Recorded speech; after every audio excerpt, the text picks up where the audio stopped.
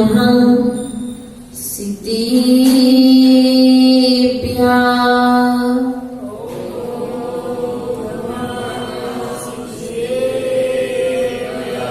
ॐ नमः सिद्धिभ्याम्।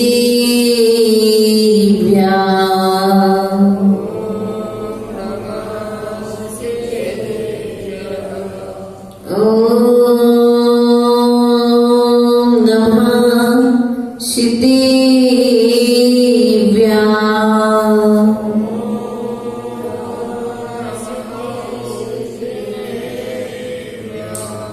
नमो अरिहन्ताणम् नमो सिद्धाणम् नमो आयर्याणम्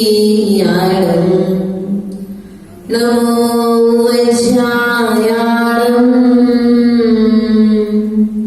नमो लोये सप्तसागुणम्।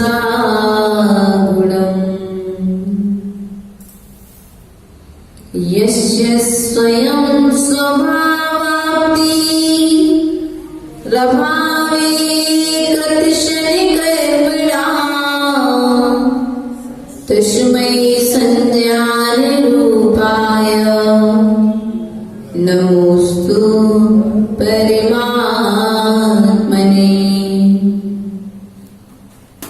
गुरुवापान्तिनो नित्यम् ज्ञानदर्शनदायिका चारित्राणो गम्भीरा मोक्षमार्गोपदेशिका।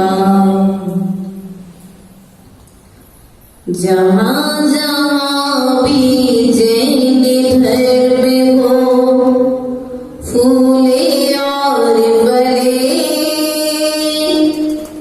फला फूलता देखो इसको मेरा चित्त खिले। वात्सल्य की यही भावना सबके अंदर हो। मेरा अंतिम मरण समाधि तेरे दर पर हो। तेरी छत्र छाया भगवन मेरे सिर पर हो। मेरा अंतिम मरण समाधि तेरे दर पर हो। बोले देवादिदेव आदि ब्रह्म प्रथम तीर्थेश्वर आदिनाथ भगवान की। देवादिदेव मूलाय पार्श्वनाथ भगवान की। वर्तमान शासनाय वर्तमान स्वामी की। आचार्य गुरु और पूज्य पास स्वामी की। आचार्य गुरु और विराग सागर जी महाराज की। आचार्य गुरु और विभव सागर जी महाराज की। अहिंसामय विश्व धर्म की।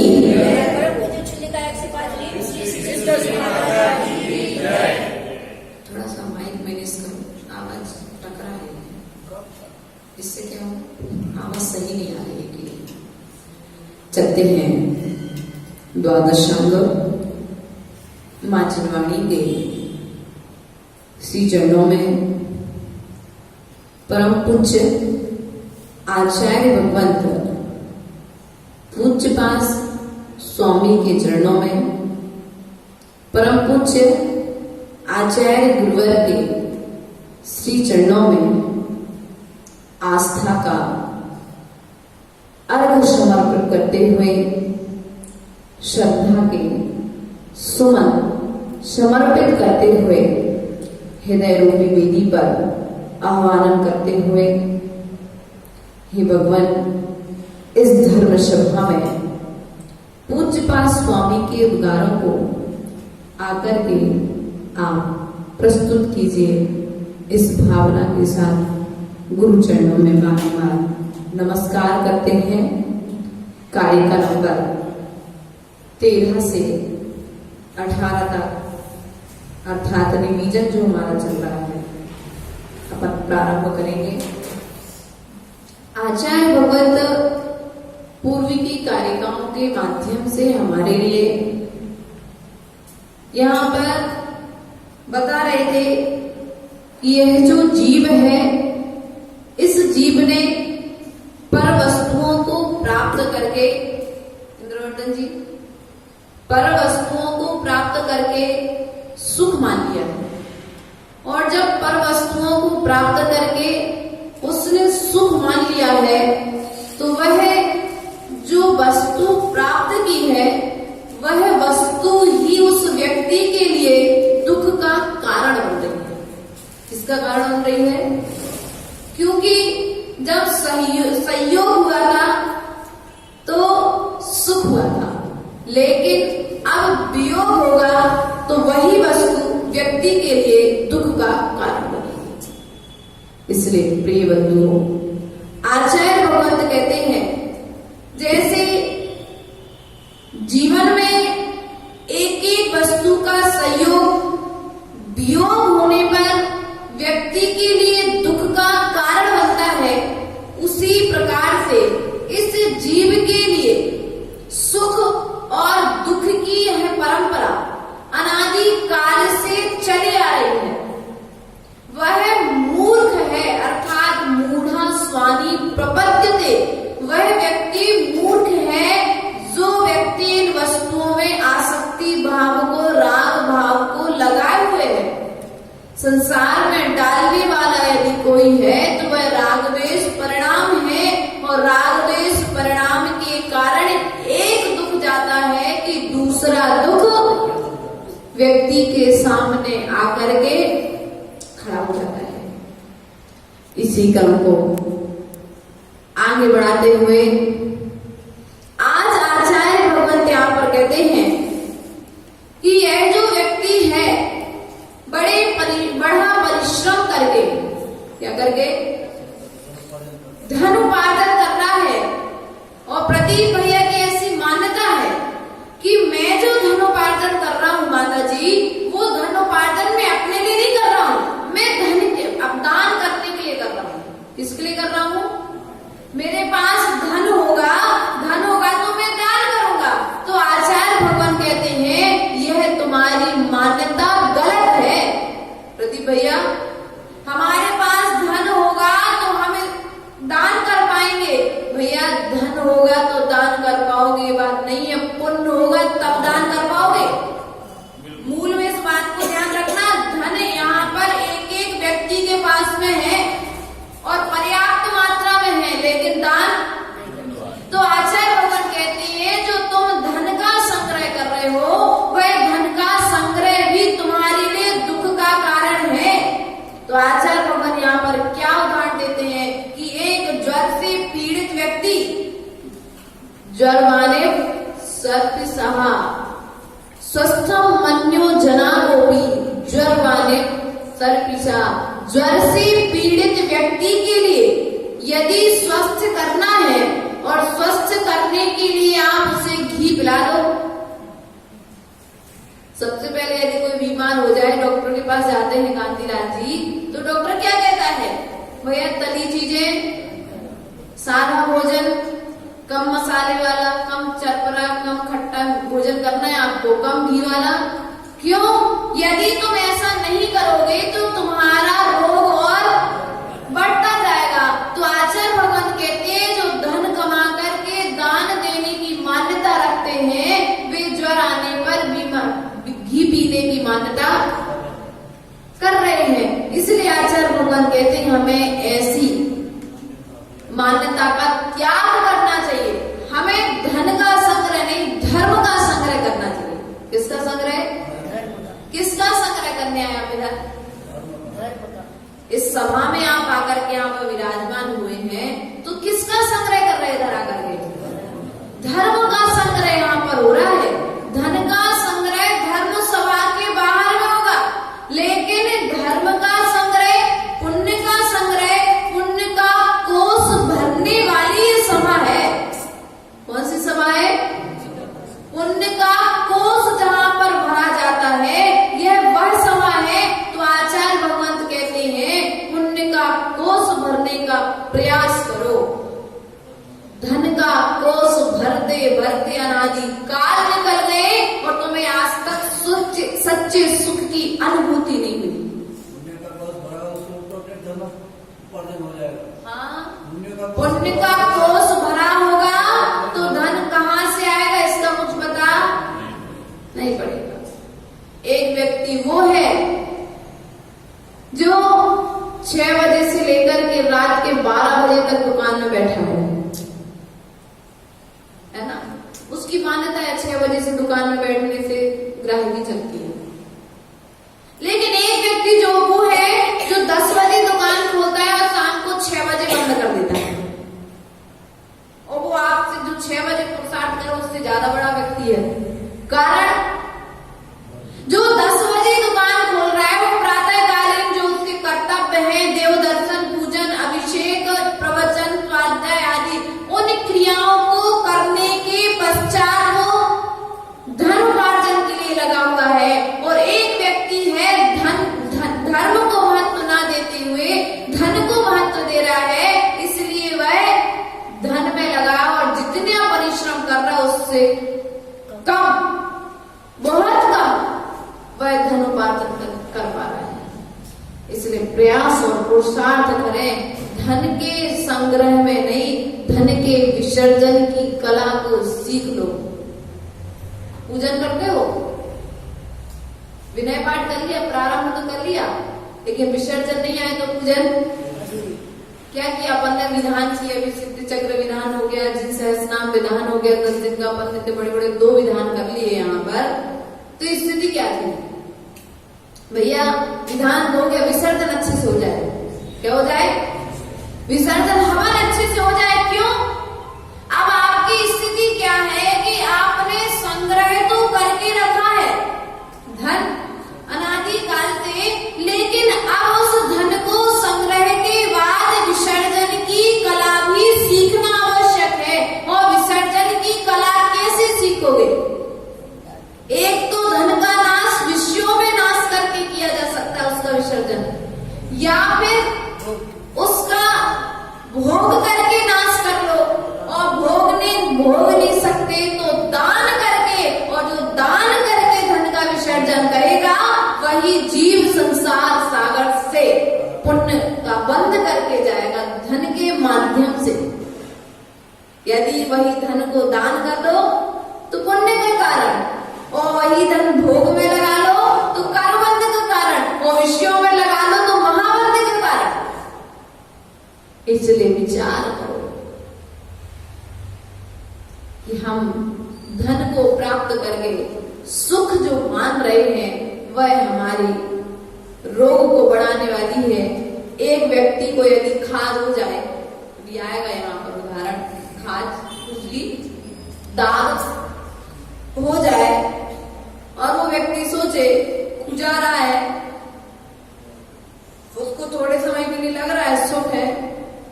इंद्रवर्धन जी, जब आपके पास कुछ भी नहीं था, एक समय ऐसा भी होगा आपके जीवन में, आपके पास कुछ भी नहीं था, तो आप उस समय ज्यादा सुखी थे कि आज ज्यादा सुखी? जब आपके पास में कुछ भी नहीं था, कहने के लिए, खाने के लिए दाल रोटी सब्जी और बढ़िया आराम से पहनने के लिए कपड़े, लेकिन आज क्या है? जितना पहले था उससे कहीं गुना आज है। लेकिन जो चैन की नींद आपको 20 साल पहले आती थी वो चैन की नींद आज आपके पास। जो सुख पहले था वो सुख आज, जो आपको निराकुलता पहले थी वह निराकुलता आज क्यों नहीं है? क्योंकि आपने धन का संग्रह करके रखा है और संग्रह के साथ साथ कभी विसर्जन की कला नहीं सीखी है।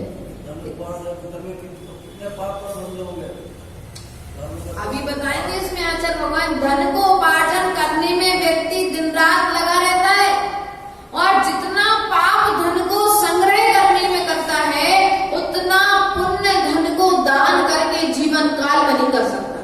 प्रदीप भैया क्या कह रहे हैं? जितना पाप धन को उपार्जन करने में आप कर रहे हैं उतना पुण्य उस सारे धन को यदि दान भी कर दोगे तो उस पाप को नहीं काट पाओगे। इसलिए प्रयास और पुरुषार्थ करें, अपने धन को हाँ, और यहाँ पर एक शर्त और है। आचार्य भगवंतों ने ग्रंथों में बताया है कि यदि पुण्य की कमाई होगी तो पुण्य के स्थान पर लगेगी, और पाप की कमाई होगी तो पुण्य के स्थान पर 3 काल में नहीं लग सकती। आप भाव बनाते रहोगे। वो सब आप ही कल बोली माता जी, हमारा भाव था कि हम सबके लिए शिखर जी लेकर के जाएं, लेकिन हमारा स्वास्थ्य खराब हो गया, इसलिए हम उस दिन उस समय हो नहीं पाए और घोषणा हो गई। समझना मेरी बात को कहीं ना कहीं, लेकिन फिर भी नहीं, हमारे पास पुण्य की कमाई, अपने पुण्य की परीक्षा करने के लिए दूसरे दिन पुनः भैया कौन सा मौका बचा है? कम से कम हमें टिकट नहीं दे सकते तो कम से कम रास्ते में जाने वाले व्यक्तियों के भोजन की व्यवस्था तो हम कर ही सकते। इसलिए अपने धन को प्रयास और पुरुषार्थ करो। एक व्यक्ति वो है जिससे कहा जा रहा है दान करो, और एक व्यक्ति वो है जो मात्र दूसरे को कहते हुए सुन रहा है, उससे कहा नहीं जा रहा लेकिन फिर भी उसके दान के भाव। इसलिए प्रयास और पुरुषार्थ करो, अपने पुण्य की कमाई को पाप पे ना लगा करके, अपने मेहनत की कमाई को पाप में ना लगा करके पुण्य के क्षेत्र में बो दो। जैसे उपजाऊ भूमि में बोया गया बीज फल को देता है, उसी प्रकार से धर्म क्षेत्र में बोया दिया गया दान तुम्हारे लिए, आज तुम यहाँ पर कुछ दान करोगे, वहां पर जाकर के तुम्हें रत्नों के भरे भरे थाल मिलेंगे स्वर्ग में। दान का फल है श्रावक के लिए। दान पूजा मोक्षम रणसार ग्रंथ में आचार्य भगवंत ने कहा, कुंद स्वामी प्रकाश जी, दान और पूजा श्रावक के मुख्य कर्तव्य है। कौन से कर्तव्य है? 6 कर्तव्य बताए। उन 6 आवश्यकों में भी दान और पूजा मुख्य कर्तव्य बताए। तो पूजा किसकी? देव शास्त्र गुरु की। किसकी? क्योंकि तुम्हारे नगर में जब गुरु आएंगे तब आपको वहां दान का मौका मिलेगा। जब कहीं कोई शास्त्र की प्रेरणा देने वाला मिलेगा तब कहीं आपको शास्त्र दान का अवसर मिलेगा। जब कहीं आपके नगर में कोई क्षेत्र आदि की योजना लेकर के आएगा, कहीं धर्म क्षेत्र आदि चल रहे, क्षेत्र आदि की योजना चल रही, उन जीर्णोद्धार आदि के लिए आपको मौका मिलेगा। लेकिन भाव बनाते बनाते अंतिम में हो सकता है आप ना दे पाओ। इसलिए जब तक आपके हाथ पैर चल रहे हैं, जब तक आप कुछ कर पा रहे हैं, तब तक अपने कमाए हुए धन को अपने जीते जी अच्छे क्षेत्र में दे करके जाना। ये जिनाला, ये प्रतिमा यहाँ पर 700 साल पहले किसने रखी ये पता नहीं है, लेकिन जिनको पता होगा 700 साल पहले प्रतिमा प्रतिष्ठित होकर के आई है, जिसने भी रखी 700, भले उस व्यक्ति की आयु 100 वर्ष की, लेकिन 700 वर्ष तक उस जीव के लिए पुण्य का बंध हो रहा है। 700 वर्ष तक पुण्य का बंध हो रहा है उस जीव के लिए। आप नमस्कार कर रहे हैं, उसके लिए विचार करिए। आप ऐसी जगह पर दान एक समय के लिए एक स्थान पर दिया जाता है। आप किसी क्षेत्र पर दान देकर के आ गए, आप तो चले गए, लेकिन आपका दान और आपका नाम वहां पर आज भी सुरक्षित है।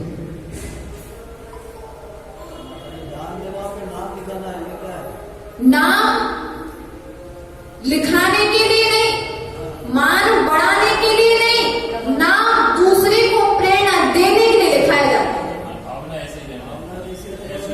नाम भैया, नाम इसलिए नहीं लिखा है प्रकाशन जी कि आपके अंदर अहंकार बढ़ जाए। हम तो नाम आपका इसलिए लिख रहे कि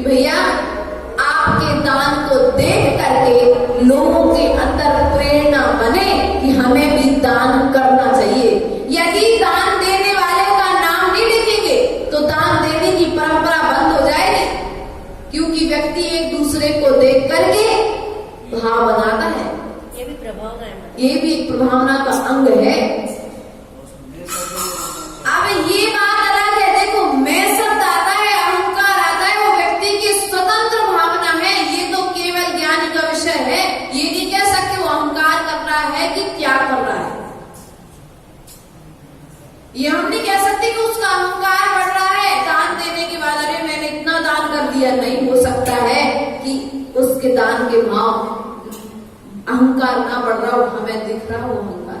क्योंकि कभी कभी ऐसा हो जाता है हमारे मन में जैसे विचार चलते हैं हमें सामने वाले में वैसी स्थिति दिखाई देने लगती है।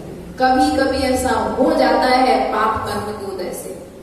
यदि कभी हमारा यदि किसी से द्वेष है, हाँ ऐसा भी होता है, कभी हमारा किसी से द्वेष हो इंद्रवर्धन जी, तो हमें ऐसा लगेगा कि अरे वो तो इसलिए दान कर रहे हैं उनका नाम हो जाए। अब वो सामने वाला भले नाम के लिए दान ना कर रहा हो, लेकिन हमारी बुराई थी ना,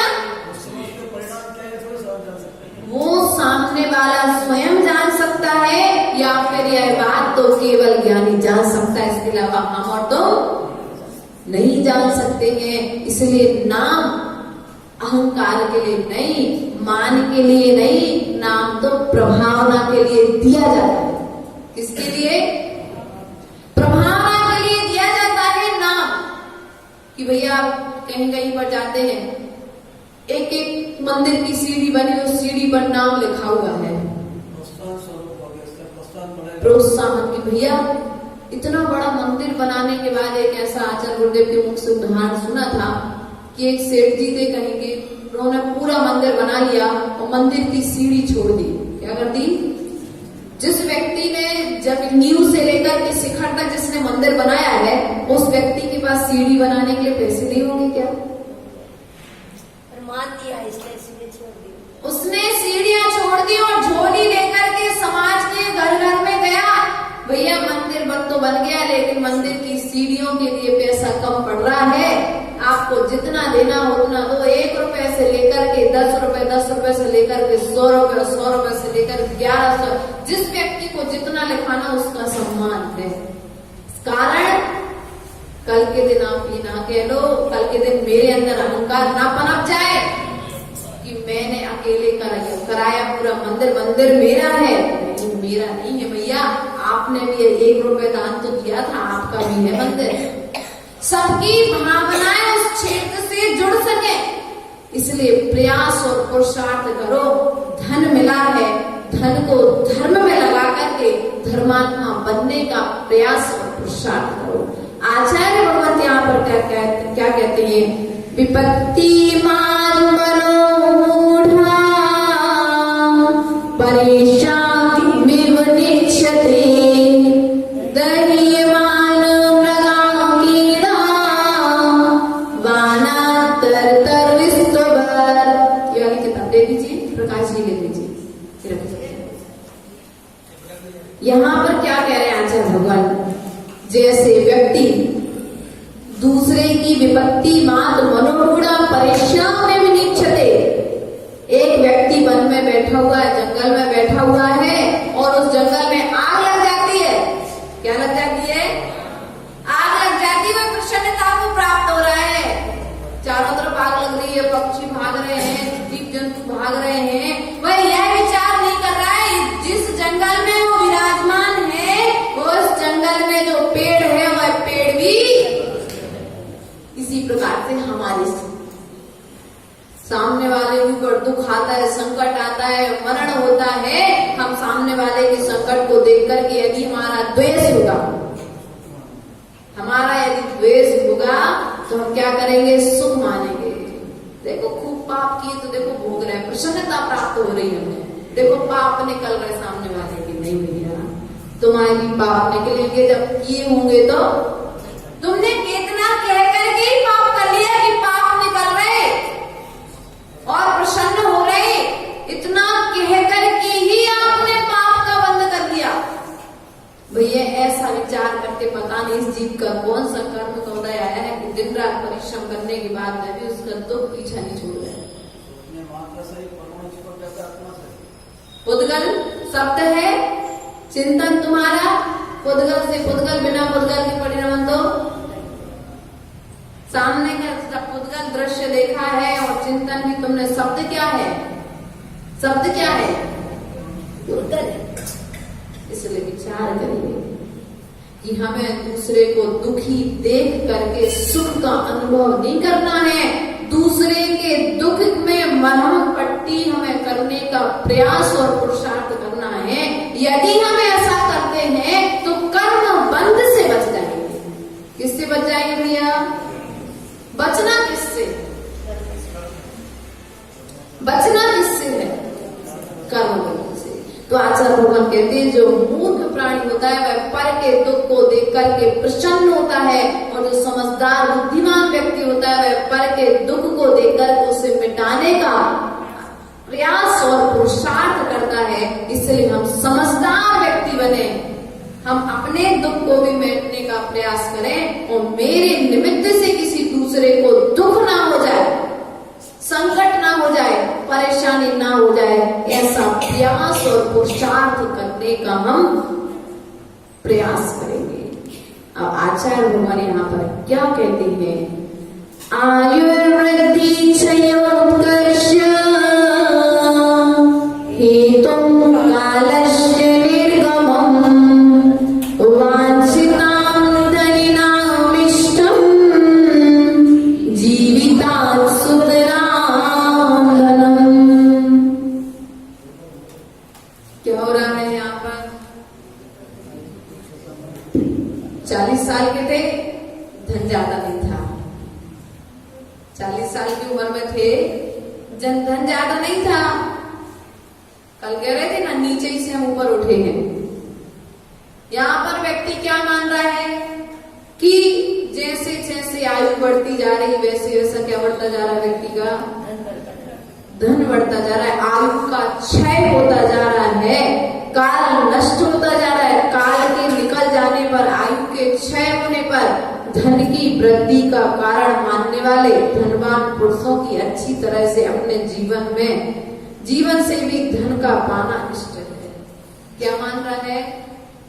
उसे अपनी मनुष्य पर्याय का महत्व नहीं है, उसे प्राणों से भी ज्यादा प्रिय कौन है? देवेंद्र भैया कौन है? हाँ, सपना से भी ज्यादा प्रिय धन है। यही सत्य है कि नहीं है?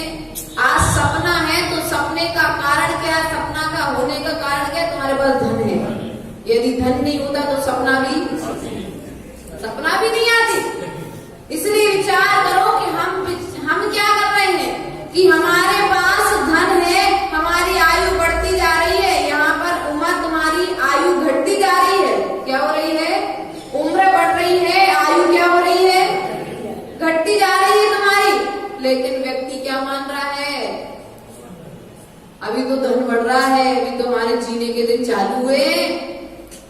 प्रदीप भैया, अभी तो हमारे सुख के दिन चालू हुए हैं। भैया तुम धन की वृद्धि को मान करके तुम अपने आयु कर्म का क्षय अगर समझ जाओगे तो घर छूट जाएगा, और यदि इसमें सुख मान करके रह जाओगे तो फिर क्या है माता जी? 10% आदमी धर्म में रह रहा, 90% संसार में रह रहा, तो मुझे पहले बहुत ज्यादा भैया बहुत अच्छी भाव भैया वही बुंदेलखंडी में भैया कारण यही रहा कि महावीर के काल में हम होंगे लेकिन मोक्ष नहीं है, संसार से नहीं छूटे।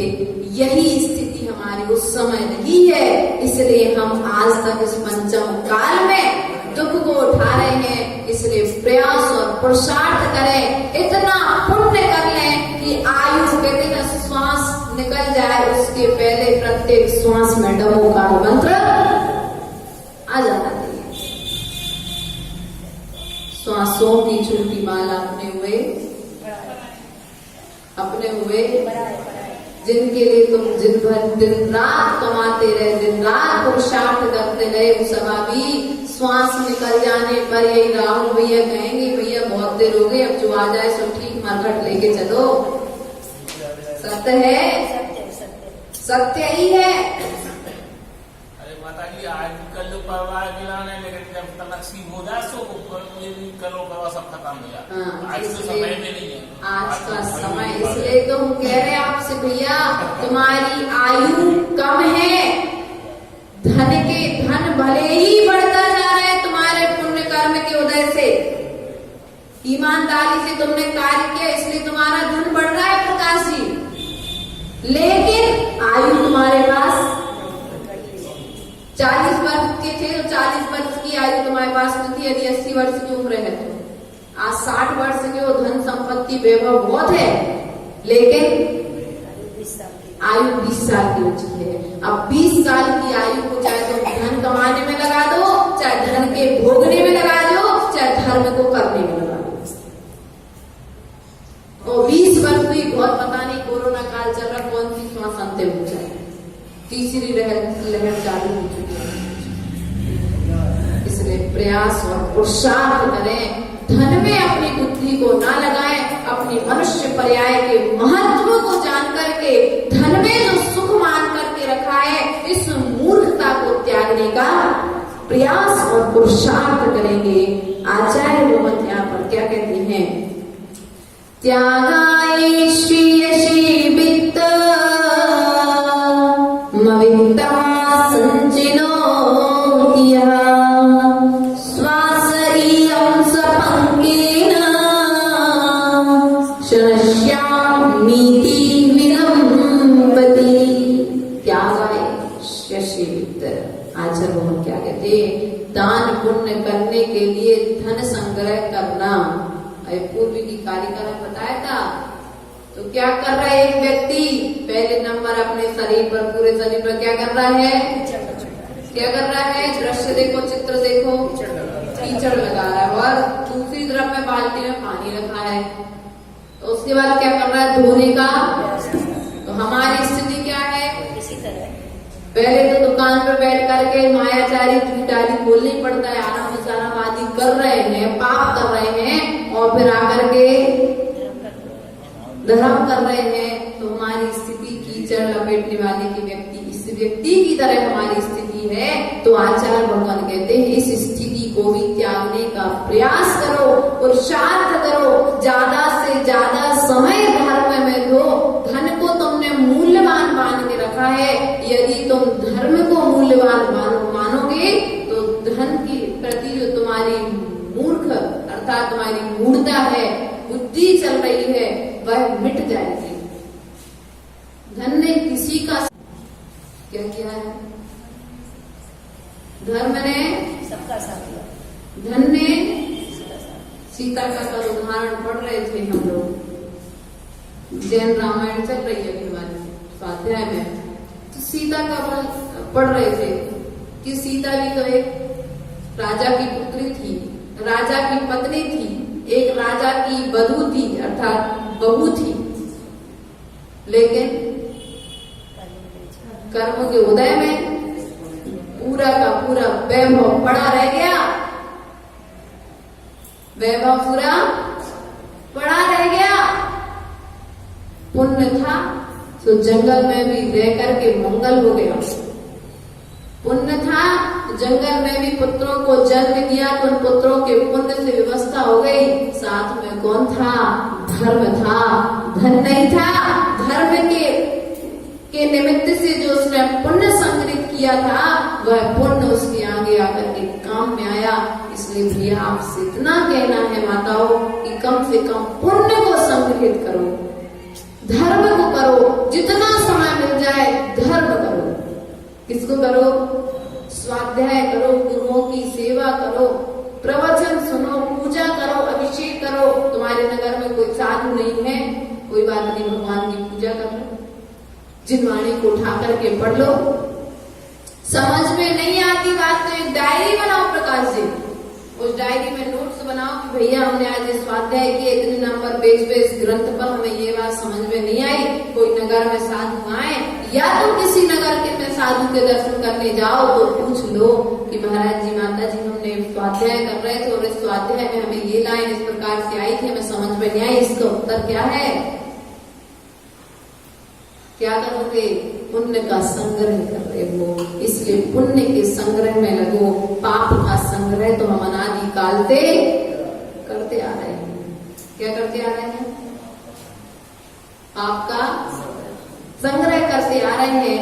अगले काव्य में आचार्य भगवंत कहते हैं, आरंभी तापिकां प्राप्तः वा तृप्ति प्रतिपादिकां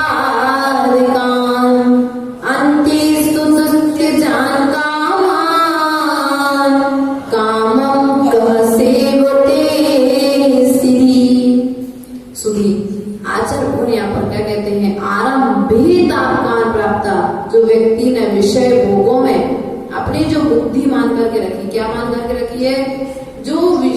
विषय भोग आरंभ में ताप को प्राप्त कराते हैं, अर्थात तृष्णा को बढ़ाने वाले हैं, अंत में बहुत कठिनाई से, कैसे कठिनाई से, अंत में बहुत कठिनाई से छूटते हैं। ऐसे काम को कौन बुद्धिमान सेवन करेगा, अर्थात कोई व्यक्ति भी सेवन करेगा क्या? इसलिए भैया जिन भी वस्तुओं को आप संग्रहित कर रहे हो, जिन भी वस्तु, एक व्यक्ति ऐसे कहते लपकी गाय महुआ तले जाए, एक गाय यदि एक बार महुआ के फल को खा ले, उसे लग जाएगी मीठा है फल, तो बार बार उसी पेड़ के नीचे जाती है, बैठती है, उसी पेड़ के फलों को खाने का प्रयास और पुरुषार्थ करती है। उसी प्रकार से यदि किसी व्यसनी व्यक्ति को एक बार उसमें जुआ आदि खेलने में फायदा हो जाए, तो बार बार उसी में अपनी बुद्धि को लगा करके उन्हीं व्यसनों में लीन हो जाता है।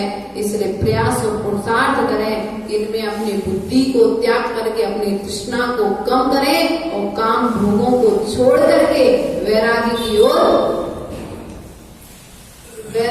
ओर बढ़ने का प्रयास और पुरुषार्थ करें। जितने भी भोग तुम्हारे लिए प्राप्त हुए हैं, वे सब भोग तुम्हारे लिए कष्ट का कारण है, दुख का कारण है, सुख का कारण नहीं है। तुमने जो बाध्यता बना करके रखी है, उसे त्यागने का प्रयास करना है। अब आचार्य भगवत यहाँ पर क्या कहते हैं, अवंती प्राप्ति संग मसुखिनी शुचिन्यपि साकाया संतापाय तदर्थम प्रार्थना व्यथा। ये शरीर कैसा है, शरीर कैसा है, पवित्र है कि अपवित्र है? अपवित्र है ना, पक्का है ना। यदि यह शरीर अपवित्र है, परिणमन स्वरूप है कि नहीं है? सनत चक्रवर्ती का उदाहरण, सबसे सुंदर कौन है? सनत चक्रवर्ती। स्वर्गों में चर्चा हो गई, स्वर्ग के देव देखने आए कि सनत चक्रवर्ती की सौंदर्य को देखने चलते हैं। स्वर्ग से देखने के लिए आए तो चक्रवर्ती ने द्वारपालों से कहा कि जब देवों से कहो कि जब हम धर्म सभा में रहेंगे उस समय मिलेंगे। देवों ने कहा, हे स्वामी, जब उनके रूप का दर्शन किया तो बोले, हे भगवान, जो रूप आपका पहले था वह रूप आज आपका नहीं रहा। तो बोले कैसे? तो बोले एक गिलास लाया जाए पानी का एक गिलास लाया गया, गिलास पूरा भरा था, उसमें एक घास का टुकड़ा डाला गया। क्या किया गया? उस पानी के गिलास में एक घास का टुकड़ा डाला गया और उस घास के टुकड़े को बाहर निकाल दिया गया। अब पूछा गया कि पानी, गिलास में पानी कम हुआ कि जितना था उतना ही है? तो बोले, भले ही दिखा नहीं है, लेकिन घास के साथ में कुछ तो पानी बाहर में गया। उसी प्रकार से ये आयु जो है, ये जो शरीर है, ये भी धीरे धीरे नष्ट होता चला जा रहा है। बस देखने की आवश्यकता है। जैसे आप पहले लगते थे, क्या वैसे आज लग रहे हो? या जैसे आज लग रहे हो वैसे कल लगोगे क्या? नहीं लगोगे। तो आचार्य भगवान कहते हैं, इस अपवित्र शरीर में जो तुम्हारी बुद्धि है, राग है, इसको हष्ट पुष्ट करने का जो प्रयास और पुरुषार्थ कर रहे हो, उसे त्यागने का प्रयास करना चाहिए। इस शरीर को धर्म में लगा करके हमारे लिए धर्म करना चाहिए, धर्म का साधन बनाना चाहिए। तभी तुम्हारे लिए तुम कर्म बंध से बच सकते हो, पाप कर्म से बच सकते हो। वरना भोगों में अनादिकाल से लगा करके आए हो और अनादिकाल तक लगाए रहोगे तो आज जैसे आए थे वैसे जाओगे, इसका भी कोई भरोसा नहीं है। जहां से आए थे वहां जाओगे, इसका भी कोई भरोसा नहीं है।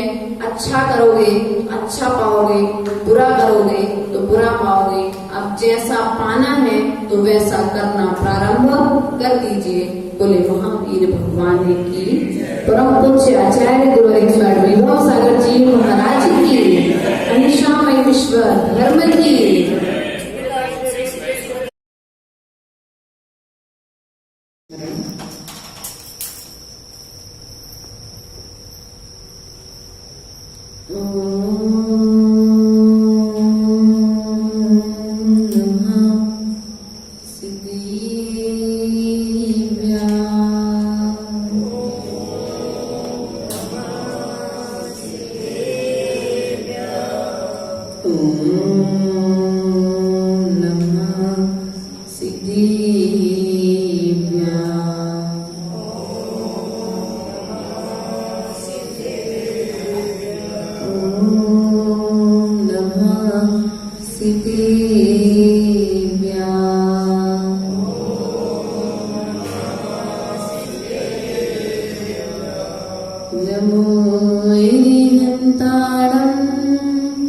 नमो सिद्धाणं नमो आयर्याणं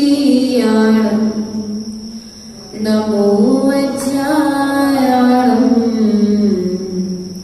नमो लोये सब्बसाहुणं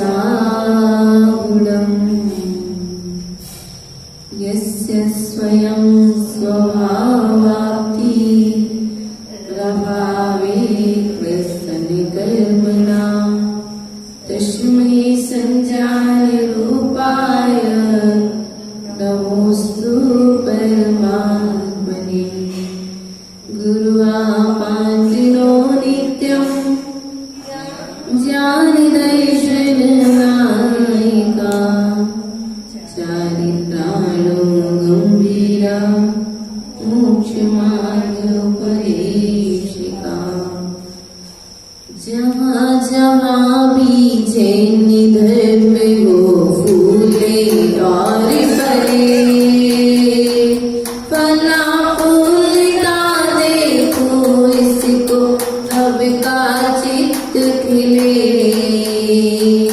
वात्सल्य की यही भावना सबके अंदर हो मेरा अंतिम मरण समाधि तेरे दर पर हो तेरी छत्र छाया भगवान मेरे सिर पर हो मेरा अंतिम मरण समाधि तेरे दर पर हो। बोले देवादि देवादि ब्रह्म प्रथम तीर्थेश्वरादिनाथ भगवान की, देवादि देव मूलाय पार्श्वनाथ भगवान की, वर्तमान शासनाय वर्तमान स्वामी की, आचार्य भगवान पूज्यपाद स्वामी की, आचार्य गुरु स्वामी विभव सागर जी महाराज की, अहिंसामय विश्व धर्म की।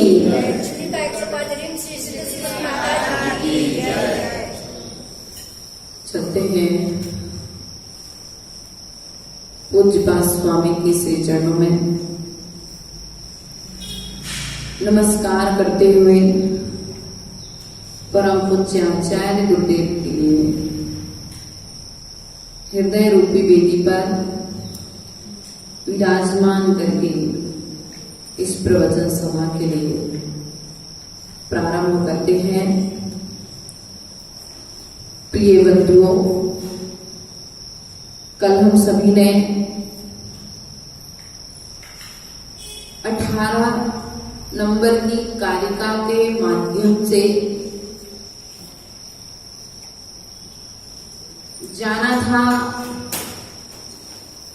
कि इस शरीर के संयोग से, इस शरीर के संयोग में आने वाली अर्थात संपर्क में आने वाली पवित्र से पवित्र वस्तु भी अपवित्रता को प्राप्त हो जाती है। क्या हो जाती है? यह शरीर इतना अधिक अपवित्र है कि इसके संपर्क में में क्या हो जाती है? अपवित्रता को प्राप्त हो जाती है। इसलिए इस पुद्गल शरीर से हम सभी जीवों के लिए राग द्वेष नहीं करना चाहिए। मध्यस्थ रहो। किसके प्रति? ना तो शरीर के पोषण में लगे रहो और ना ही शरीर के क्षरण में लगे रहो। यदि राग करोगे तो शरीर का श्रृंगार होगा और द्वेष करोगे तो शरीर का नुकसान होगा। लेकिन यदि इस शरीर के प्रति साम्य भाव रखोगे तभी साधना होगी। क्या रखोगे? एक समान भाव रखो, समता भाव रखो, मोह मत करो। इसी क्रम को आगे बढ़ाते हुए आज आचार्य भगवत कहते हैं कि एक का उपकार करने पर दूसरे का अपकार होता है। तो यह जो जीव है, पूर्व की कारिका के माध्यम से हमने जाना कि यह शरीर अपवित्र है। कैसा है शरीर? अपवित्र है। और यह जो जीव यदि शरीर के उपकार में लगता है, किसके उपकार में? शरीर के उपकार में लगता है, तो वह जीव आत्मा का अपकार कर रहा है। क्या कर रहा है? अपकार कर रहा है, आत्मा का अपमान कर रहा है, आत्मा के महत्व को नहीं जान रहा है। त्रिलोक पूजनीय यह मनुष्य पर्याय तुम्हें मिली है। इस मनुष्य पर्याय को प्राप्त करके यह जीव संयम को धारण ना करके इस शरीर के माध्यम से भोगों को भोग रहा है और शरीर का पोषण कर रहा है। तो यह जीव किसी दूसरे का नुकसान नहीं कर रहा है, यह जीव स्वयं का नुकसान। किसका नुकसान कर रहे भैया? किसका नुकसान कर रहे? आयु किसकी घट रही? क्षरण किसका हो रहा है? समय किसका निकलता जा रहा है? स्वयं का, किसी दूसरे का नुकसान। इसलिए आचार्य भगवान कहते हैं पर का उपकार बहुत करते आए हो, अब निज के उपकार की ओर लग जाओ। किसके उपकार की ओर? निज के उपकार की ओर, अपनी आत्मा के उपकार की ओर दृष्टि रखो। क्योंकि पर को देखोगे, क्योंकि देखने वाला जो दिख रहा है वह क्या है? पुद्गल है। कौन? चेतन के माध्यम से पुद्गल को देखोगे और पुद्गल में प्रवृत्ति करने का मन होगा, क्योंकि अनादि काल का संस्कार है। किसका संस्कार है? अनादि काल के हमारे बुरे संस्कार है भोगों के प्रति लीन होने के। तो आचार्य भगवत कहते हैं कि अब शरीर का उपकार करना छोड़ दो। तो शरीर का उपकार करना छोड़ दो मतलब भोजन पानी, हाँ, भोजन पानी करने से शरीर का उपकार होता है। श्रृंगार करने से शरीर का उपकार होता है। क्रीम पाउडर लगाने से शरीर थोड़ा सा आपकी मान्यता में अच्छा दिखने लगता है। अच्छा पहनने से शरीर अच्छा दिखने लगता है। तो क्या यह सब बंद कर दिया जाए? आचार्य भगवत कहते हैं इनमें जो आपका आसक्ति भाव है, ममत्व भाव है, जो राग भाव है, सपना भाभी, जो आपका राग भाव है कि कौन सी साड़ी अच्छी लगेगी, कौन सा हार अच्छा लगेगा, कौन सी बिंदी अच्छी लगेगी, आचार्य भगवत कहते सामान्य रूप से शरीर को ढकने के लिए वस्त्रों को धारण करो, ना कि सुंदर दिखने के लिए।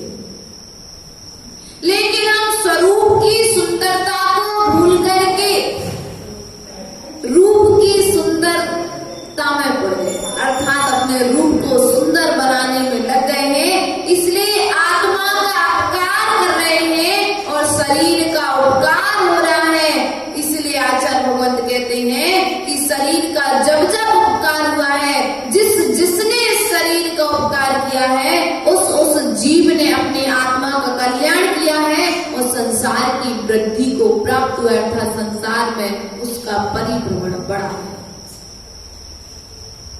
इसलिए प्रिय बंधुओं, हम अपने जीवन में अपने इस मनुष्य पर्याय के महत्व को जानकर के आत्म कल्याण की ओर दृष्टि डालें। किसकी ओर दृष्टि डालना है? लेकिन कब डालेंगे आत्म कल्याण की ओर दृष्टि? समय आएगा इंद्रवर्धन जी, लेकिन कब आएगा वो समय? जब हाथ पैर चलना बंद हो जाएंगे, दूसरों का सहारा लेकर के चलना पड़ेगा।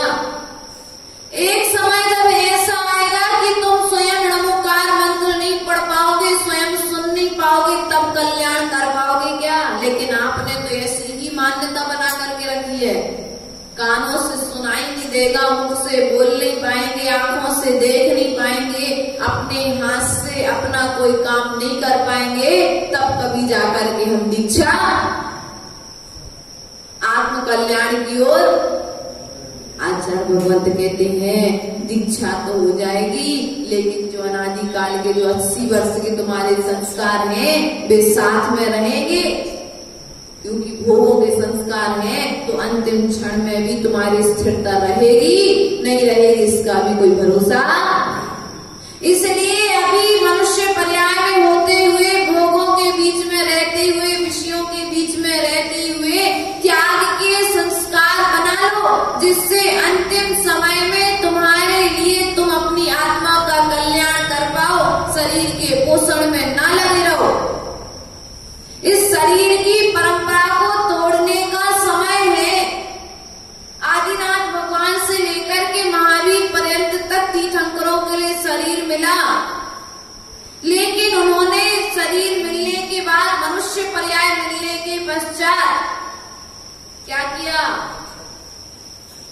मनुष्य पर्याय में 5 इंद्रिय संगीपना प्राप्त हो गया, तो उन्होंने क्या किया? इस शरीर की चैन को तोड़ने का प्रयास किया है। साकड़ की साकल कैसी होती है? एक दूसरे से बस शरीर का पोषण करोगे तो ये पर्यायों की परंपरा की साकल की तरह एक दूसरे से। लेकिन यदि एक बीच में से टूट जाए उसका साकल का हिस्सा, तो फिर दोनों अलग अलग हो जाते हैं। उसी प्रकार से विचार करो, इस मनुष्य पर्याय में आकर के इस साकल के अर्थात मनुष्य पर्याय, इस शरीर की परंपरा को तोड़ने का प्रयास करो। अर्थात आत्मा को सुख कैसे मिलता है? आत्मा को सुख कैसे मिलता है? मेरी आत्मा कैसे प्रसन्न होती है? मेरी आत्मा कैसे खुश होती है? वह उपाय ढूंढो। मुझे बच्चे को देख करके सुख मिल रहा है क्योंकि राग है। किसको देख करके?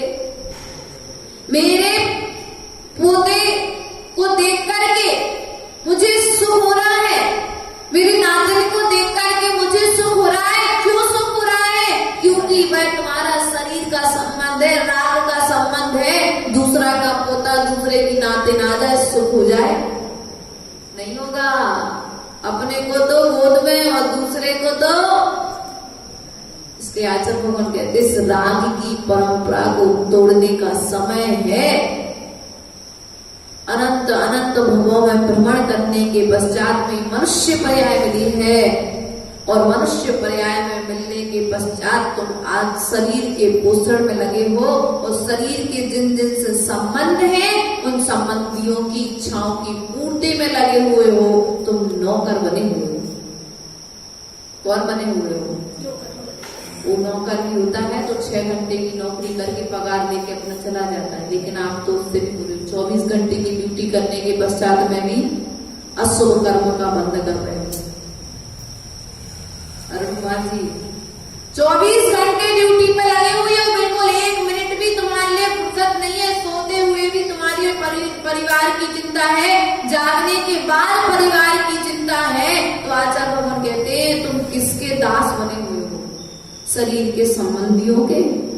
ये दासपना कब छोड़ोगे? समय आएगा। समय नहीं आता है, समय को लाना पड़ता है। कल कोई बता रहा था कि पुण्य सागर जी ने कभी उपास नहीं किए, और अभी तत्वार सूत्र के 5-6 उपास उनके लगातार हो गए, आज 7वां 6वां उपास है उनका। तो विचार करिए, उनके लिए जब अपने आत्मा के प्रति उनको लगा कि हाँ आत्मा की साधना तो निरंतर कर ही रहे थे, लेकिन यदि इस शरीर की परंपरा को तोड़ना है तो इस कुछ त्याग और बढ़ा करके, त्याग तो किए थे, मुनि बन गए थे सब कुछ, लेकिन फिर भी अब इस शरीर के क्षरण के लिए, क्योंकि जब तक यह शरीर क्षरण को प्राप्त नहीं होगा, इच्छाएं जब तक क्षरण नहीं होगी तब तक समाधि नहीं होगी। इच्छाओं का समन करने के लिए उपास आदि की साधना उनके द्वारा की जाती है। इच्छाओं के समन के लिए, इच्छाओं के दमन के लिए इन इच्छाओं को दबा दिया जाए, खत्म कर दिया जाए, तो कैसे होगी? अभ्यास से होगी। इसलिए विचार करें कि मैं इस शरीर के उपकार में लगा रहूंगा क्या? मेरी मनुष्य पर्याय मात्र ऐसे ही निकल जाएगी जैसे मिली है, कि हम जाने के पहले कुछ अपने लिए करके जाएंगे, दूसरों के लिए तो हम बहुत कर रहे हैं, लेकिन इस मनुष्य पर्याय को प्राप्त करने के पश्चात मैंने अपने लिए क्या किया? तो अगले क्रम में आचार्य भगवान कहते हैं कि यह मनुष्य पर्याय किस प्रकार है? इतस चिंता मणिर दिव्य इतः पिंड्यात् खंडकम् ध्यानेन चेतु लभ्ये क्वात्रियन्तां विवेकिना। इतस चिंता मणिर दिव्य, क्या कह रहे हैं? यह दिव्य चिंतामणि रत्न के समान है। चिंतामणि रत्न हर किसी को प्राप्त नहीं होता, कोई पुण्यशाली, भाग्यशाली, महासौभाग्यशाली व्यक्ति होता है, पुण्य आत्मा होता है, उसे जीव के लिए चिंतामणि रत्न मिलता है। इस चिंतामणि रत्न को प्राप्त करना तो फिर भी सुलभ है, लेकिन चिंतामणि रत्न से भी दुर्लभ यदि कोई चीज है तो वह मनुष्य पर्याय है। और ऐसी दुर्लभ पर्याय तुम्हें मिलने के पश्चात में हम क्या कर रहे हैं? इसे विषय भोगों में खत्म कर रहे हैं, समाप्त कर रहे हैं। इसलिए प्रिय बिंदु विचार करें, ध्यानेन चेतु बेलब्बे, यदि दोनों ही ध्यान के द्वारा प्राप्त होते हैं तो विवेकी क्या कहते हैं? एक तरफ खली का टुकड़ा है और एक तरफ चिंतामणि रत्न है। दोनों की भावना करने पर ही यदि दोनों चीजें प्राप्त होती हैं, तो जो विवेकी मनुष्य होगा, ध्यानेन चेतु बेलब्बे क्वात्रियन्तां विवेकिना, जो विवेकी मनुष्य होगा वह क्या करेगा? चिंतामणि रत्न स्वरूप आत्मा के ध्यान में समय व्यतीत करेगा, ना कि विषय भोगों के ध्यान में। समय आपका भी व्यतीत हो रहा है और समय एक योगी का भी व्यतीत हो रहा है, लेकिन योगी का समय, मुनिराज का समय, आचार्य का समय, उपाध्याय आदि का समय आत्मा के ध्यान में व्यतीत हो रहा है, और आपका समय भोगों के भोगने में व्यतीत हो रहा है। एक भोग भोग लिया, सुबह भोजन में क्या बनना था भोग लिया, आप खा करके उठे कि शाम को क्या बनाना है कि साथ में एक भोग पूरा नहीं हुआ कि दूसरे भोग की इच्छा किसके निमित्त से? विचार करिए। इसलिए शरीर की परंपरा को तोड़ने के लिए इस मनुष्य पर्याय की दुर्लभता को समझना आवश्यक है। एक बार मिल जाए फिर मिलना दुर्लभ है क्या? दुर्लभ है, संभव नहीं है। मनुष्य पर्याय द्वारा मिलना संभव नहीं है, दुर्लभ है। इसलिए इस कठिनाई को समझ लो। एक बार एक व्यक्ति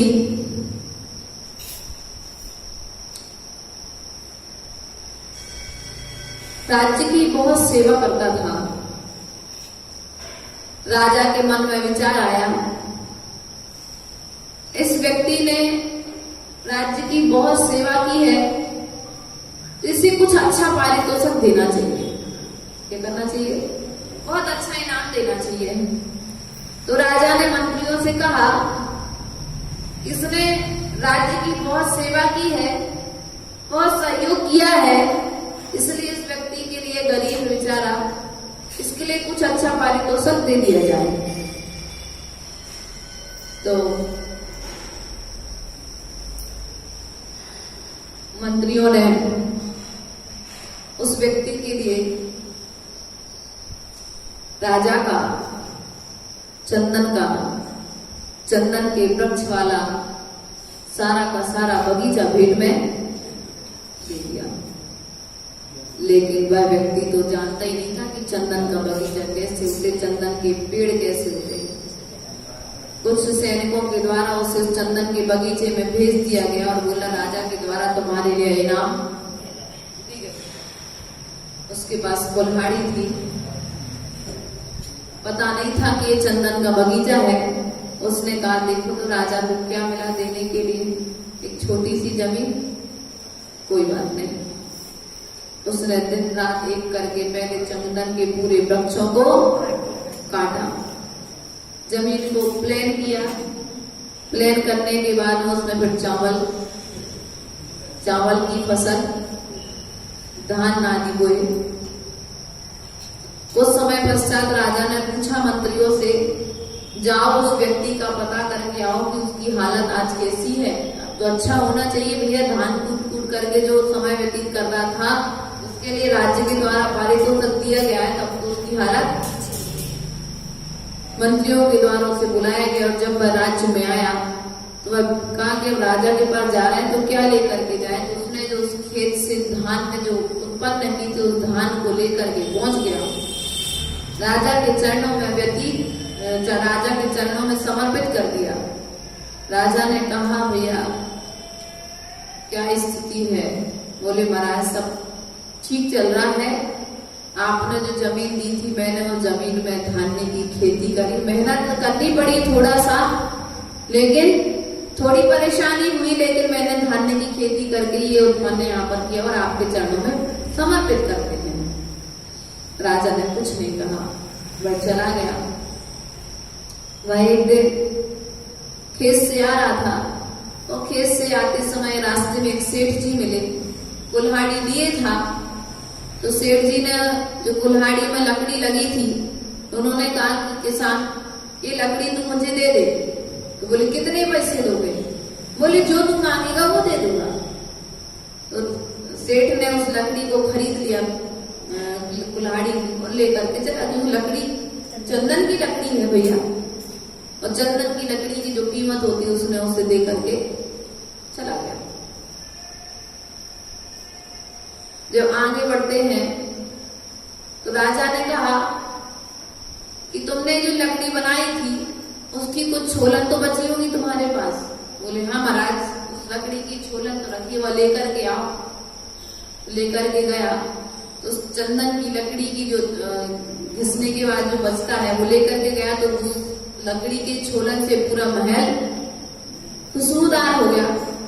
तो राजा ने मंत्री से कहा कि इस व्यक्ति के लिए इस छोलन की कीमत दे दो। क्या कर दो?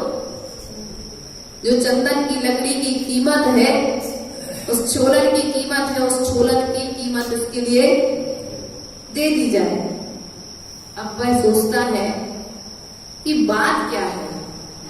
सेठ मिला तो सेठ ने जो छोटे से कुल्हाड़ी की लकड़ी की अच्छी कीमत दे दी और राजा ने भी मुझे अच्छी कीमत दे दी।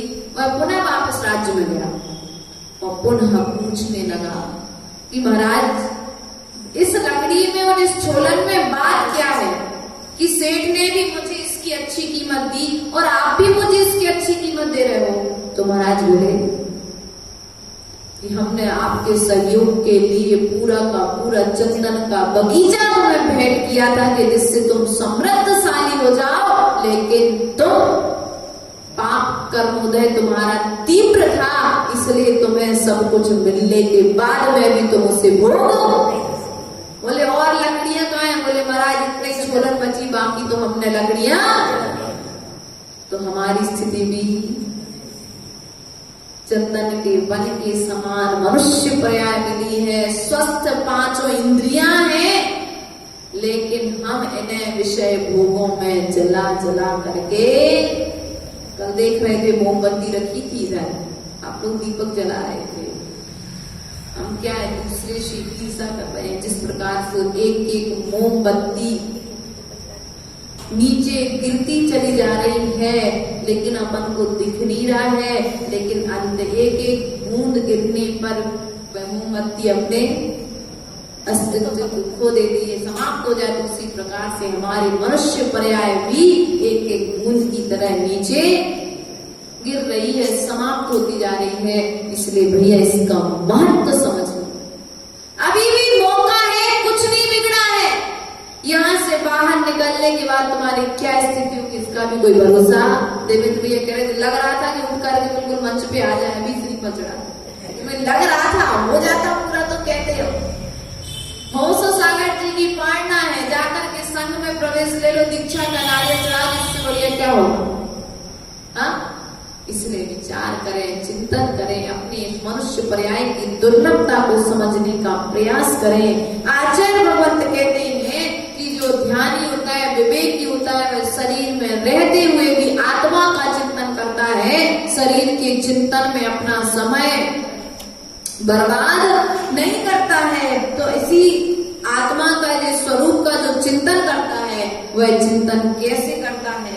तो आचार्य भगवंत कहते हैं कि शरीर में जो आत्मा है, उस आत्मा का चिंतन कहाँ करेगा जीव। तो पहले तो प्रश्न आता है आत्मा कैसी है, कितनी है, कितनी मात्रा में है, क्या है। तो आचार्य भगवान कहते हैं स्वासंवेदन सुव्यक्त तनुमात्रो निरतया अत्यंत शौक्यवान आत्मा लोका लोके विलोकिना। क्या कह रहे, आत्मा के द्वारा आत्मा का अनुभव क्या करना, स्वसंवेदन सुव्यक्त, आत्मा के द्वारा आत्मा का अनुभव करना। किसका अनुभव करना, आत्मा के द्वारा आत्मा का अनुभव करो। अपने ज्ञान के द्वारा ज्ञान में स्थिर होकर के ज्ञान में ज्ञानी आत्मा का चिंतन करो। कैसे करोगे, आत्मा कितनी है, शरीर प्रमाण, देह प्रमाण, कितने प्रमाण है, देह प्रमाण, तनु मात्रो निरतया, यह शरीर के बराबर है। तनु मात्र, यह आत्मा शरीर के प्रमाण है। जितना शरीर है आत्मा उतनी है। कुछ धर्मों में, कुछ जीवों ने ऐसी मान्यता बना करके रखी है कि आत्मा तो एक साइड में है, कहीं हृदय में है, कहीं कहीं है, तो बाकी समय फिर आत्मा का प्रदेश, असंख्यात प्रदेश, आत्मा के हर शरीर के हर स्थान में आत्मा का प्रवास है।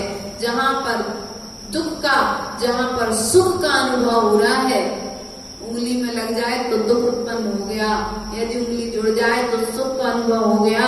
जहाँ पर सुख दुख का अनुभव हो रहा है, वहाँ पर क्या है, आत्मा के प्रदेश विद्यमान है।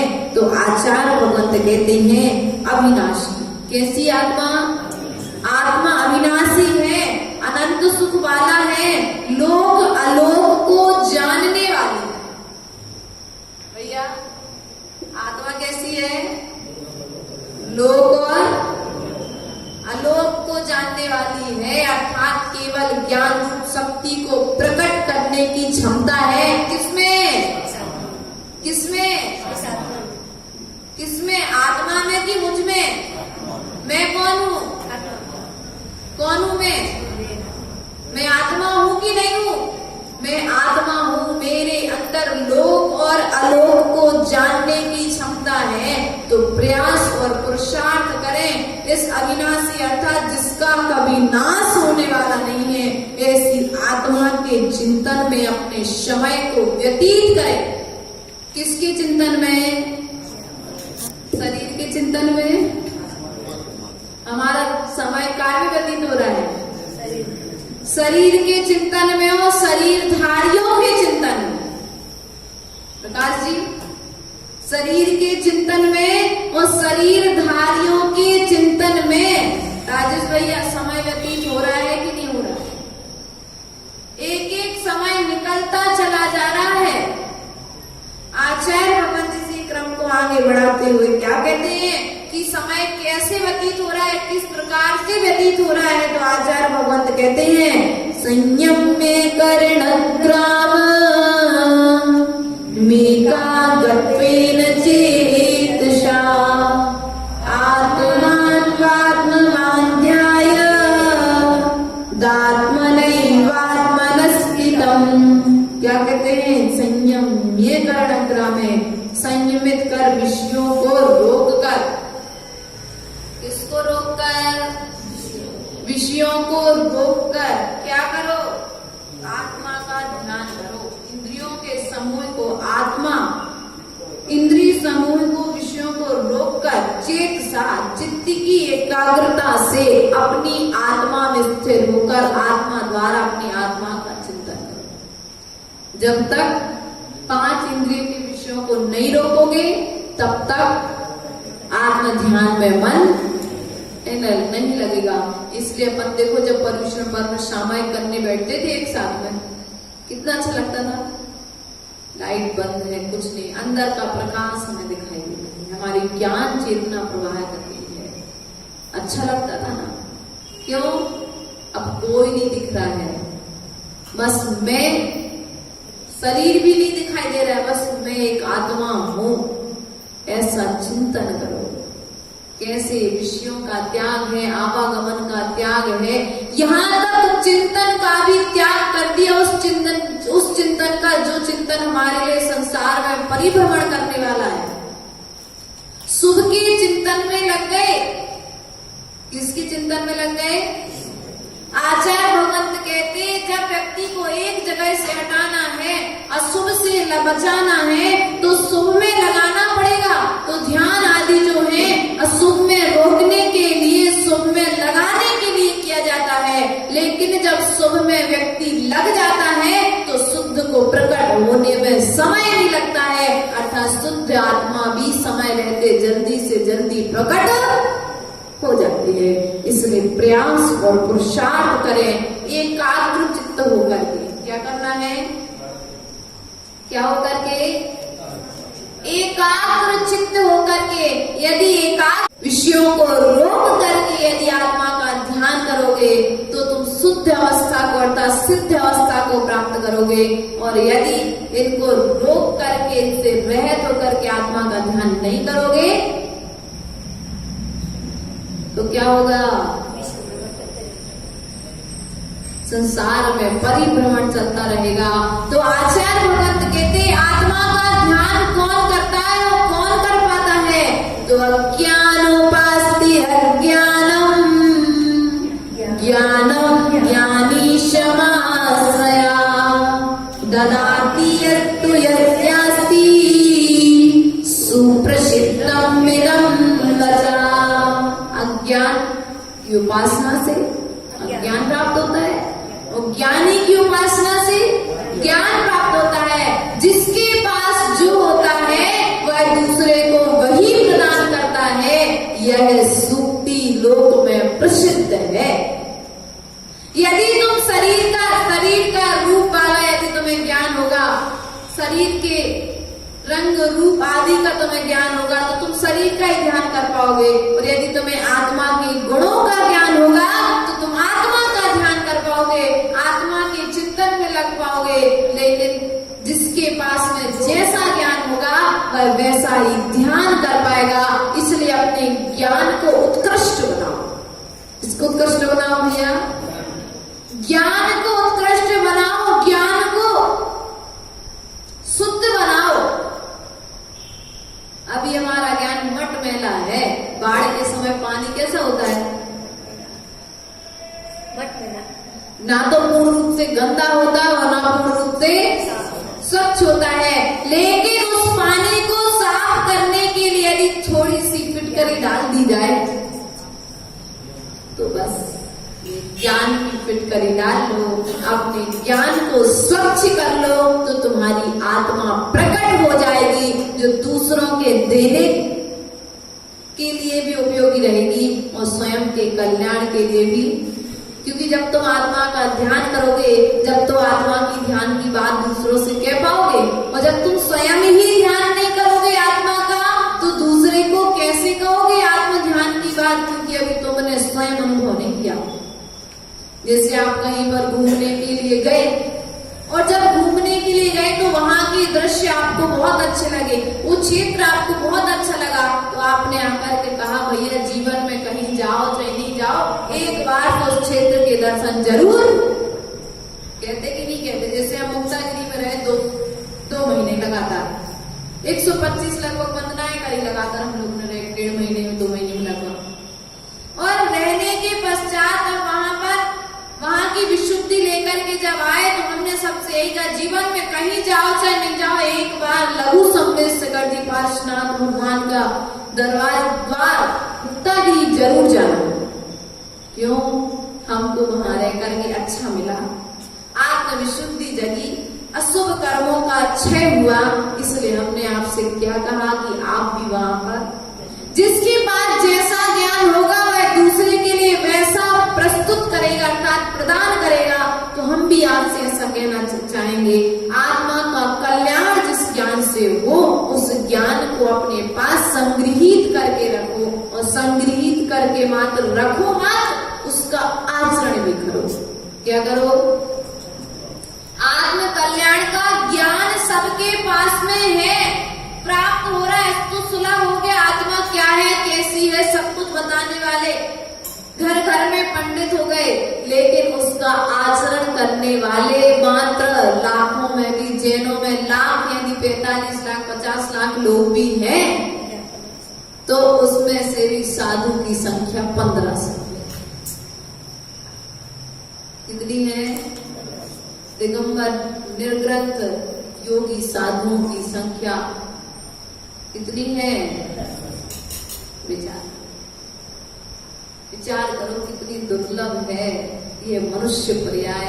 इतने लोगों में भी 135 करोड़ भारत की जनता है, और उसमें से भी 1500 मात्र दिगंबर साधु।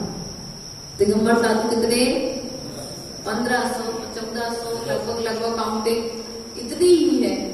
तो विचार करिए, और हमारी गिनती सामान्य में है कि विशेष में? सामान्य में भी है कि नहीं है? सम्यक दृष्टि है, देशव्रती है, महाव्रती है कि अणुव्रती है कि कोई भी नहीं है? इसलिए विचार करो अपनी मनुष्य पर्याय की इस दुर्लभता को जान करके। तो आचार्य भगवान कहते हैं जो जीव आत्मा का ध्यान करेगा उसके लिए नाना तरह के उपद्रव आएंगे। क्या होंगे?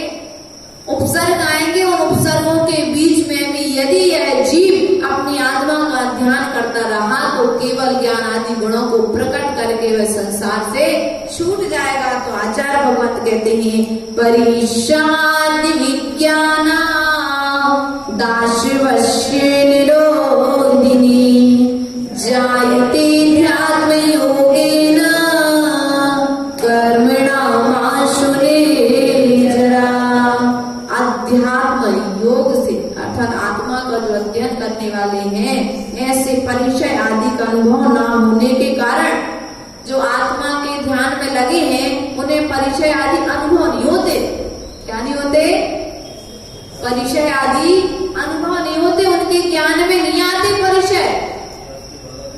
जैसे पानी गिरता रहता है और गिर करके अपना बहाव होकर के चला जाता है, उसी प्रकार से मुनिराज जी ऊपर जो 22 परिचय जो मैंने पूर्वी की गाथाओं के माध्यम से आपको विवेचन किया था, तो आचार्य भगवान कहते हैं ऐसे परिचय आते हैं, लेकिन उन परिचयों की ओर वे दृष्टि नहीं करते। लेकिन हमारी स्थिति क्या है?